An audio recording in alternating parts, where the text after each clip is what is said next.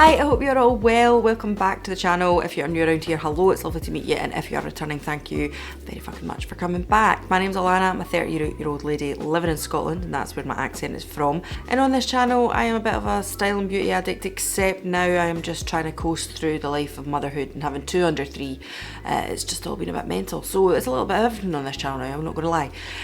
This video particularly is going to be about my second son. He was born prematurely. There are a couple of vlogs up all about that. Just in case you are new around here and you've came to this video and that's how you found me, I am a type 1 diabetic. I've been type 1 diabetic for 25 years, and I have also had open heart surgery twice when I was a child, once when I was kind of 16. So I have some cardiac conditions as well. So it wasn't easy pregnancies for me. There was some really traumatic times during them, both of my pregnancies with both of my boys, but I did not expect at any point to be having a baby at 33 weeks. And I say that, it was 32 weeks, the Monday when I went to the clinic, I was 32 weeks pregnant. And by the time they told me on the Wednesday evening that they were going to take my baby out, the Thursday morning is when I was turning 33 weeks. So it was like, hey, welcome to trimester 3 and let's get your baby out. It was pretty sudden. I think I kind of spoke about that on the vlog. So as I say, if you want to ask anything about that, please leave a comment below or check it out over here. The reason I'm making this video is just kind of to update you all, because I haven't really been here since my second son was born. I brought him home on oxygen, home oxygen. I just wanted to have a little chat about what happened and why it happened and how it happened. I actually did film some vlog, which I am going to watch back during this video and kind of just commentate on it, because it was a hard time. I find it's easier probably just to look at that and tell you how I feel about it now than I did at the time, but it's still really beneficial to watch that, because if you are someone who is in that space at the moment, you might well be feeling exactly as I did. So we're going to watch that together too. And then we're just going to have a little chat about Thomas and what he's like and how he is completely different to his brother, how he's getting on now, even though he was so premature. So let's just get into it. So if anybody can hear white noise in the background, it's because he's having a nap at the moment, and I am keeping my fingers crossed that this works, because he is not a sleeper.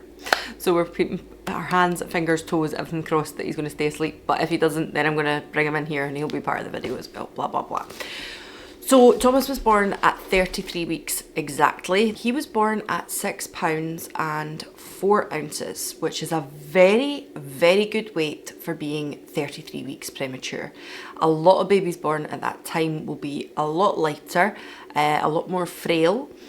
However, that makes it very easy for people, I want to say, to forget that he is in fact a premature baby. It kind of happened with Jack as well. People would always say like, God, he's a good weight, oh, he's a good size, and people, for both of them, they would always say that, which it's a weird thing to say, because it was a good thing for them. It gave them a little bit, I want to say it gave them a bit of an edge, like, because they had a little bit more to fight with, but I'm not entirely sure that's true. Like, I can't say that for definite. And sometimes it did feel, when people said that to me, like they'd completely forgot that I still had a really long road to go with them, because they were the size of some full-term babies, and Jack was obviously even bigger than a lot of full-term babies. And it was really tough to hear that a lot of the time, because despite him being 6 pound 4, he was put onto oxygen. Like, as soon as we knew this, as I was going into section, that he would go straight to the unit. There was no kind of potential. Jack was like, right, we're going to give you an elective section, and there was every chance he could have just stayed with me and didn't need to go. Although then he started to struggle with his breathing and he ended up in the neonatal unit. Thomas, because he was being born at 33 weeks, it was like, yeah, there's no questions asked here. He's going to go to neonates. He's going to need to have supportive oxygen, intubated, or CPAP, whatever. And he is going to need help. So that was hard for a start. But then people would keep being like, he's a good weight, he's a good weight. And I'm like, yeah, but he's fucking needing help to breathe. Like, people just forget, even when you're like sharing it with people or friends and family, maybe just letting them know that he'd arrived, and people would be like, oh, that's a really good weight. And I'd be like, yeah, but he's not breathing on his own. Like, it's really hard to remember that. And I think people just see the weight and think, oh, that's great. If you had a premature baby at 33 weeks and they were like 2 pounds something, then people would be like, oh my God, like, really, really early baby. And obviously that is a worse situation to be in. I'm not undermining that. But he was still in a pretty fragile situation when he was born, which I think is a good point to probably put in the footage that I've got, because I think it says it all. We are, God, what are we? I'm going to say 10 days after having Thomas. I think that's right, it might be 11. Every day just rolls into one at the moment. Because life at the moment is get up, eat, come to the hospital, sit here, go home, eat, sleep. We eat at the hospital too, obviously. While trying to make things as normal as possible for Jack, which is very hard. We are trying to make sure, like tomorrow for instance, he's at nursery today, but tomorrow we're going to try and take him to soft play or something. I'm going to try and meet up with some of his little friends and their mums on the Wednesday, and then come and see Thomas in the afternoon, because I need to try and keep things as normal for him as possible, because he does ask, you know, when are we going to the hospital to see Thomas? Are we going back to the hospital? Is mummy and daddy at the hospital? He's asking these things, he's going to remember, and that's hard. Thomas himself has been out of the ICU for, there's a man at the window, they're fixing the roof, just in case somebody came into the shot there. Yeah, he got out ICU, I want to say 6 days ago, 5 or 6 days ago. He had come on leaps and bounds in ICU and was in special care baby unit way before I expected him to be, which was really good. Then in special care baby unit, he appeared to be coming on leaps and bounds as well. In the last 24 to 48 hours, unfortunately, his oxygen levels have dropped and he is needed to go on oxygen, which is just, it feels like I fell off a cliff at the moment because he was doing so well. And I thought that I'd prepared myself for if something like this happens, because when Jack was in, he had so many cliffs he fell off. I was like, fuck me, this time I need to be prepared for that happening. But I just thought he was doing so well. I don't think I thought that it would happen. And he's fine. He's on like the lowest. I don't want to film this man because I don't know who he is. He's on the lowest level of oxygen possible. And they assure me, and it's difficult because obviously I have to listen to the specialist doctors, the baby doctors. I may well be a nurse practitioner, I might be qualified for as long as I am, but I'm not. This isn't my specialist area. And they assure me it's because he's premature. Even though he's a good size, it's because he's premature. His lungs aren't quite there yet and they need a little more support. But I'm really finding it tough to get my head around how he has went over a week. Has it been over a week since he's been off CPAP? I don't know at this stage, if I'm honest. He came off oxygen in ICU and was ventilating himself for what feels like an eternity at the moment. It feels like he's been doing so well that I'm just like, so what has happened in the last 24 hours that means he's not doing as well? And they say to me, it's probably just because he's now feeding orally instead of through the tube, so he has to work hard to do that. He has to work hard to breathe. He has to work hard to like suck, swallow, do all these things at the same time. So that, and you know, he's 34 weeks essentially. He should still be in my stomach. So it's just to support him a bit. But when I came in this morning and he was on the oxygen, I just thought, no, shite. Just shite. And now, realistically, like, at this point with Jack, we were looking at rooming in with him and potentially talking about getting home. And it felt like an eternity when we were here with Jack, and like I say, he fell off so many cliffs, it was emotional. But now the reality of... I'm going to pause it there because I feel like I've said it myself there, that I felt like we were prepared because we'd already been through this already with Jack, but it was so different. so incredibly different. Every baby is so different, whether it's personality wise, your experience is different. And even though we knew, because they said, you know, we're bringing him out so early, he's gonna need to go to the NICU, whereas we didn't know that with Jack, so that in itself was a shock. We in our minds were like, you know, we could be having a 4 to 6 week stint here. He was 7 weeks early. We could have been having an 8-week stint in the hospital with him. And at this point, obviously, it was only kind of 10 days I think I said. And we were just thinking about heading home with Jack.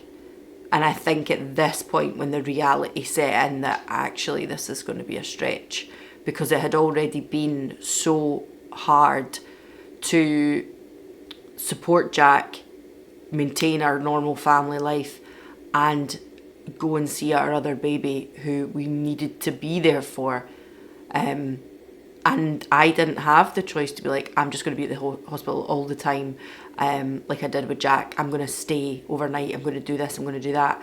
And a lot of the time they really like support you to say, go home and have a sleep, you'll be fine, you can phone us anytime, any changes we'll contact you, you know.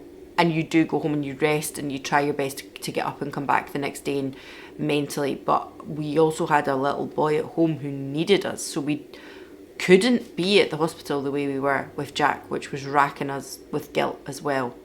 And I think even though we'd already had that experience, it didn't prepare us for what we had with Thomas. It absolutely didn't. And even though we were told, listen, he could be in until his due date, which was Halloween, when it hit us, that's when I was like, oh, wait a minute. This was just starting to sink in. And now, realistically, like, but now the reality of we could be here for weeks yet is setting in, and it's really tough, and it's really tough on Alan, and it's really tough on me, and I'm just really struggling because I feel so guilty for leaving Jack too. And they've referred me to like therapy, like support basically, for parents who have wee ones here. But I've asked them to put Alan in as well, because I think Alan's really struggling this time. I think we both thought, we've been here before, it'll be fine. And in a weird way, it's been better because there hasn't been as many things go wrong, but just the slog of being here every day is enough to fucking break you, I swear to God. Oh, I'm just eating my macaroni cheese ready meal, and then I'm going to go back through to see him. That's the other thing as well, I think people forget, and it doesn't matter whether you're there with your baby or there with another loved one or anything like that, like nourishing yourself, getting enough sleep, all that kind of stuff, which is so difficult to do when you've got somebody in the hospital. Remembering to look after yourself, and we were trying to look after a toddler, is so difficult. So you're probably already very emotional because you're run down and things like that too. The therapy that I briefly spoke about, we did go to see the lady twice, and I think that both of us, although the lady was lovely, like so nice, I can't speak highly enough of her, we didn't find it overly useful at the time because we're both relatively sensible people, and what she was telling us was like, you know, you need to make sure you're sleeping enough, you need to make sure you're getting nourishment. And we were like, yeah, like we know that, like we are aware of that, and we just don't have the time nor the support network to do it. Alan's mum and dad help us as much as we can with Jack, but we couldn't possibly just leave Jack there every day. Like it wasn't an option. It just wasn't. If it was days where he wasn't at nursery, like we also were like, well, he's been at nursery all day, we don't want to just leave him then to go to your mum and dad's the other 2 days because we wouldn't have even seen him. Do you know what I mean? And it's a long stint sitting in the hospital for a 2.5-year-old at this point. He's going to be 3 in March, but to sit all day in a hospital, and even at a children's hospital that has crayons and things that, like, toddlers don't want to just sit still and do nothing or potentially colour for 12 hours of a day. You can't stay 12 hours of a day in a hospital the way we did the first time round, as I said. It's just not fair. I have been expressing this pregnancy because with Jack I didn't really get the chance to do that, so I don't know if I mentioned that already. So I've been trying to breastfeed him, I've been expressing, I just went and done that, and now I've came and had some lunch. Again, and if anybody knows, if you've breastfed, you do need to keep your sustenance up and keep things up, and especially being a type 1 diabetic, because you are so much more susceptible to low blood sugar because you're using so much energy up breastfeeding.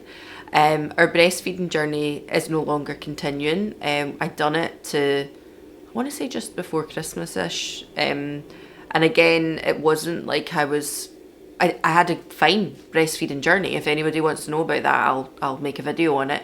It was more just logistically, I found it quite difficult, especially having Jack. It was just easier to have things in a bit more of a routine. And obviously I was expressing and then putting it in bottles. So a lot of the time he was combi fed from the start anyway, because obviously people in NICU were feeding him with a bottle. He took to the breast and the bottle really, really well. Again, I can put this in another video. But just before Christmas, I had a terrible cold, a really, really bad sinusitis. I went on medication for that, which doesn't help with breastfeeding. It actually dries you out type thing. I had to get rid of the industrial pump once he was a certain age, because the hospital loaned them out and you can keep them up to however many weeks or whatever after they're born. They had been really, really good with me and let me keep mine a little bit longer. They were pretty good about it.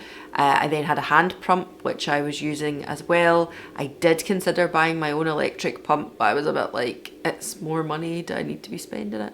And Thomas is such a hungry baby. He's still such a hungry baby that I couldn't really keep up with the demand, and people will be like, well, you weren't feeding them enough then, because the more you put them on the breast, the more milk you get. Maybe, absolutely, maybe I could have done better, but at the time, with all the other things that were going on, and him coming home on oxygen and having a toddler, it was just something else that it wasn't for us to continue going. Our journey lasted when it did. I'm so glad I done it, but I am now no longer breastfeeding. Me that they will review the oxygen requirements in maybe 24, 48 hours, more likely 48, which is fine. Like, I understand that part of it, because how can you just put him on for 24 hours and know if it's going to help? He probably needs a bit more help than that. So 48 hours is fine. Like, that takes us to Wednesday, Thursday.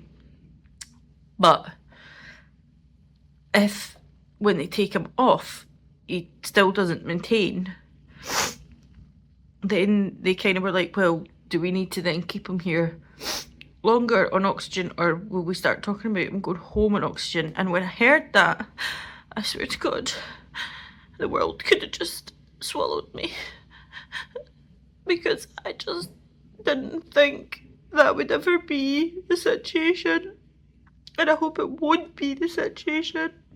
In my mind, always goes to the worst place, but the fact they've said it now, I don't think I'll cope if he has to come home on oxygen, and I'll need to fucking cope, won't I? But I just want him well enough to come home. I don't want him home with, I don't know. Because of course I want him home, I just want to go and get him now, take him out the fucking door, but I just didn't think, when she said that to me, I just was like, you've not just said that. You've not just said that. Sorry. I'm just going to pause it here again, because obviously as you can see, I put the camera down, I put my phone down, because it does make me emotional watching that. Because at that point I thought my world had collapsed, like I didn't know what I was going to do. The Friday when we talked to the consultant, and he was like, listen, the only thing keeping him here is him needing this oxygen requirement. And he spoke to me and Alan and explained to us that Thomas was not on oxygen because he had some sort of chronic lung disorder as such, like you would have people who have emphysema or COPD. He doesn't have deteriorating lungs, he has premature lungs that need time to recover and get used to this outside world.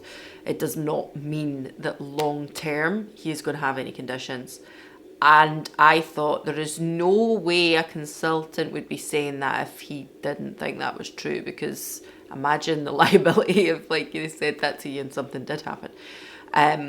But he also said to us, you know, yes, we would get oxygen tanks installed in the house if the oxygen tubing was to kind of come out his nose for half an hour, even a couple of hours.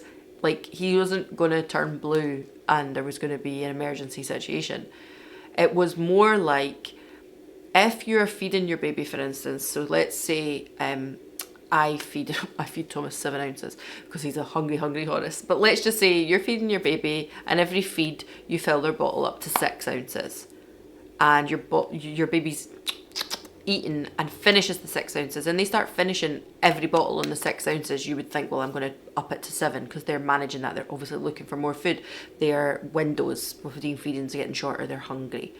You would increase it, wouldn't you? You wouldn't just keep them on the 6, because why would you only give them 80% when you could give them 100% of what it is they're needing and looking for? That's how he explained it to us. So Thomas was functioning with a lung capacity at the kind of mid 80s, like kind of low 90s. And it wasn't going to cause him anything detrimental. He could have probably went home and we wouldn't have noticed anything different within him. But why would we do that when we could send him home on 100% oxygen until his lungs were ready to do that on their own? So that's why we made the choice to bring him home. Alan really did not cope with it. He didn't cope with the news. He found it very, very hard to be told that. In Alan's mind, I felt like, and I think he would back me up on this, he felt like he was bringing home a sick baby rather than having oxygen there as a crutch if you were to break your leg. And once he got his head round that, he felt a bit better about it. But when he was here with the oxygen and things like that as well, he really didn't cope with it very well at all. He hated it, in fact. He didn't hate Thomas. He hated what Thomas was having to go through. He hated that we had to take an oxygen tank everywhere with us when we went out and about. We had smaller cylinders, probably about this size, I want to say, to put in our bag when we went out and about. We had big, huge canisters in the house here that we would plug him into. He hated that we were probably really, really wary of Jack touching him and pulling at his face or anything like that because of the tubing itself, the tapes and things. I ended up buying some of the really cute ones, like little teddy bears, dinosaurs, things like that on them, and Jack really liked that too, which was quite nice. But Alan never changed the tubing. He couldn't. It was quite traumatic's the wrong word. Like, Thomas obviously didn't like having it done, and it's like taking off a plaster, but they give you this solvent stuff so it peels it off rather than you're pulling it off their face.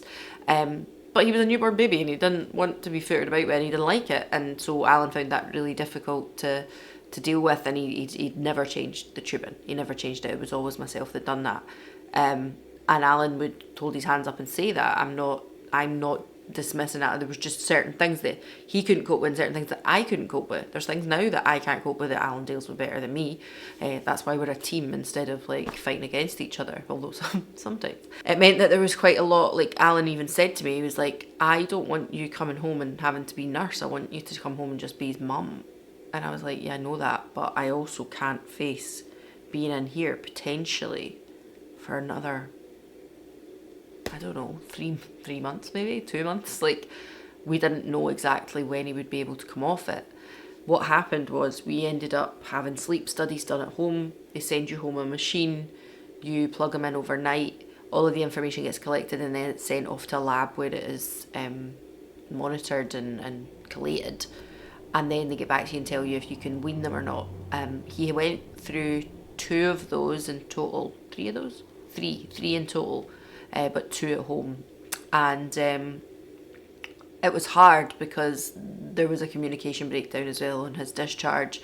The lady that was looking after us had moved on to another job, so that's completely irrelevant to what other people's journey might be, but we found it a real struggle because actually he should have been weaned maybe before he was, and the communication was pretty bad, and we did voice concerns and complaints when we went to see the consultant last. He has another consultant appointment coming up this week. They will follow him up until he is a year old, his corrected age. It's hard to remember that he is not going to be where he is meant to be, and it's hard to not beat yourself up about that sometimes. The agitation, the pain he's in with the reflux, the acid reflux and things like that, the unsettledness that Thomas has is off the chart in comparison to his brother. I think I can hear him waking up, so just bear with me a wee second. Oh, and here he is. And he was stirring, but now that I've picked him up, I think he's going to snuggle back in and maybe sleep a little bit more. Maybe sleep a little bit more. Just cuddle in there. He is so different to his brother. So incredibly different. Jack was born with a full head of hair. Still looks the way he did now when he was born. He had this full head of hair. He was like big bright eyes. Thomas has big bright eyes, but they are definitely paler. Like, I wouldn't say they're blue. And a lot of people will say, all babies are born with blue eyes. I can tell you right now, my first son Jack was not born with blue eyes. Absolutely not. They were dark. And he has dark eyes like his daddy. I've got brown eyes, but they're not super dark. But he has dark eyes. He has dark hair like the two of us. Thomas is quite fair and his eyes are definitely paler. I would say in the face, Thomas looks a lot more like me. He's a lot more like chubby, jowly, like my dad's side of the family. Whereas Jack is just Alan's double. Just looks so like him. Oh, you just pulled that out, sir. You just pulled that out. He's like half sleeping, half awake, half pulling the dummy out, half smiling. Are you okay? Just you get cosy if you want. Just you get cosy on your mummy. He is, as I say, his temperament is completely different to Jack as well. Thomas needs a lot of more holding and things like that. Again, that's probably because realistically he's only meant to be 2.5 months just now, 2 months and 3 weeks. You saying hello? Hi. You saying hi? There's your little face and your rosy cheeks. Hello. He's taken a wee while to focus on things, but he is definitely focusing now. He's smiling away. He quite likes a toy, things like that. But it's taken a while to get there, and that's why mentally that was a bit of a struggle as well, because you're kind of like, you start to worry. You think like developmentally, how is he? Is he all right? But he is hitting all of his milestones for his corrected age, the age he's supposed to be. And I feel for him as well sometimes, because I wonder sometimes with him being the right size and weight and like physically inside, has his body developed correctly? I don't know, because his lungs certainly weren't. Does his body think it's the age it is, or does it think it's the age it's supposed to be? I don't know. And is that why he's in so much turmoil a lot of the time? Because he gets so upset sometimes and he's so inconsolable. With Jack, of course he cried, of course he had moments like that, but it was almost like one of those ones of, well, if mummy picks you up, then he felt soothed. With Thomas, I could be sitting with Thomas and he could be on my knee and I could be bounce. I could be doing anything. I could be walking. He could still be screaming at me. There's somebody at my door buzzing, so I might have to come back and finish this in a little bit. Oh, hello. It's super duper early. Can you tell? The lighting is all over the place because it's very sunny in this place at the moment. There is a little person behind me here. So, our video was rudely interrupted the other day, but it's fine. You're nice and bright this morning. Mum is not nice and bright. So let's finish this video off, because we started this video. I can't even remember where I was or what I was talking about. Obviously, came home the oxygen. I think I'd mentioned as well that he's quite different to Jack. You're very different to your brother, aren't you? Not only looks-wise, oh, here the cat is as well. Not only looks-wise, but personality-wise as well. Hello, darling. Hello. Thomas is quite a high needs little soul, and actually since I filmed the start of this video, we've had his consultant appointment. It was days ago we were interrupted for that video, and I've not had time to come back and finish it. So he had his consultant appointment, and you had a big boy. So basically they're saying, even though he was 7 weeks early, he is the average size, yes you, of a 6-month-old. However, like developmentally, he could be at 13 weeks. So, you know, it's a lot like to take on, and it's a lot for his little body to take on, because he probably is thinking like, oh, I want to do this and I want to do that. He looks terrified. And kind of, he's a big lad. I don't know if you can see here, like he is a big chunk of munk. Where were we? Like, you came home in the oxygen, you're jamming now, you're doing great. He has had terrible reflux, which was another reason why we kind of were like, oh. He went onto omeprazole, which Jack was the same. Jack had reflux. He went onto omeprazole and it resolved it pretty well. He then weaned at about 5 months, Jack, and he was fine after that. Whereas Thomas, because again, we have to go off his kind of corrected age, Initially, we were told we might have to wait till he was closer to 8 months to wean him, which to me felt like a lifetime because his reflux is terrible. He has really, really bad reflux and he's on omeprazole, but it wasn't really making any difference. I'm going to put you down because you're a heavy boy. I need to put you on my knee because you're so heavy. You're such a heavy lump. Yeah, so I thought, oh, 8 months, oh my god, like I don't think I can keep up with this reflux because he is really unsettled with it. When I had Jack had reflux, but he was pretty chill about it. Like he would end up soaking wet and I would have to change him all the time, but he was just like nah, and he would be sick. Thomas gets really, really sore with it. That's better, isn't it? I can see you there. Thomas gets really sore with it and really upset with it. He doesn't like to be put down. He doesn't like to be lying flat because of it. And it really, really irritates him and hurts him. So it's not good fun for him either. So as I say, he's been on the omeprazole. It's helped a little, but not much. And the problem is with Jack was on the omeprazole, but he was a bit like, I don't really want this bottle, Mum. Like, I'm sick of it. I don't want to see it. Whereas Thomas would feed 2 hourly, potentially 8 ounces 2 hourly. He's a wee chunka munka. He loves his milk. So he's a really hungry baby, but he has this terrible reflux as well. And before anybody says, oh, it's because you're overfeeding him, that's why he's been sick. Believe me, like I've been like, you know, let's try and eke this out to the 4 hourly feed point, you know. But nowadays I think, the advice is obviously feed on demand. But he would down an 8 ounce bottle every 2 hours if I gave it to him. That is what he would do. So I try and keep it to the 3 hourly mark. And then to be fair, he's not waking for night feeds anymore. He just gets up during the day for his pillow. Hi, G. He's giving me a big smile. Oh my god, look at the state of me. I'm so tired. It's been a few days, I'll tell you. Like I say, that first part of that video was filmed and we were interrupted, but oh, your big brother has been getting up overnight. So you've just started to settle and Jack has started to get up. What is that all about? Have you guys got a pact? Have you got a little pact or something?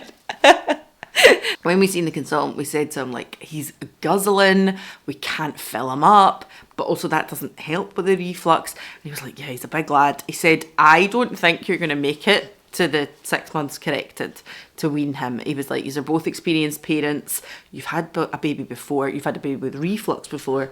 If you think Thomas, you have to, this is a good example actually.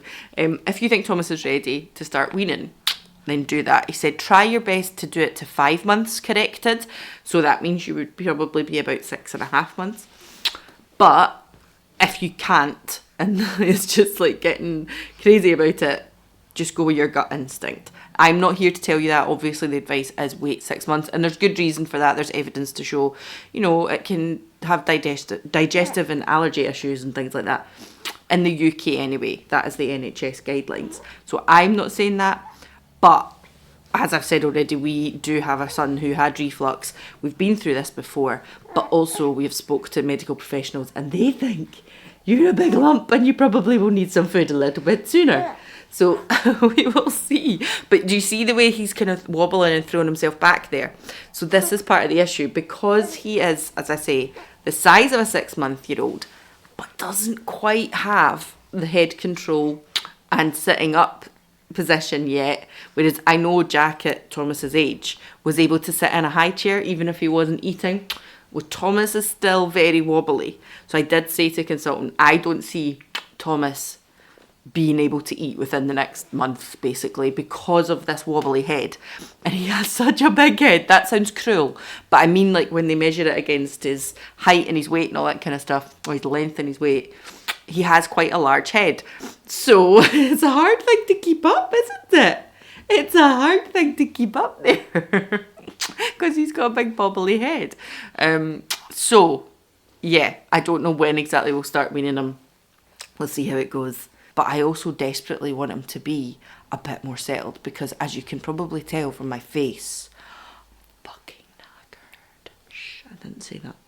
I'm so tired. Probably because I've got 2 under 3, absolutely. But this little monkey here, I think your temperament and all the poor things that have been happening to you It doesn't help. It really doesn't help. And then obviously I've got your big brother to contend to. I used to have time with Jack when he was little to film little videos like this, because I know he would take like a little maybe 40-minute nap or whatever, and by the time he got to Thomas's age I could kind of count on at least one nap a day that was going to be an hour. Thomas, I'm lucky if he'll take 20 minutes. I'm lucky if I get a shower. And sometimes I do have to put you in a seat, a bouncy seat, and take you to the bathroom with me, because he doesn't give me a break during the day. And saying that though, as I say, he is not waking for feeds. Yeah! He's not waking for feeds in the night anymore, which is quite nice.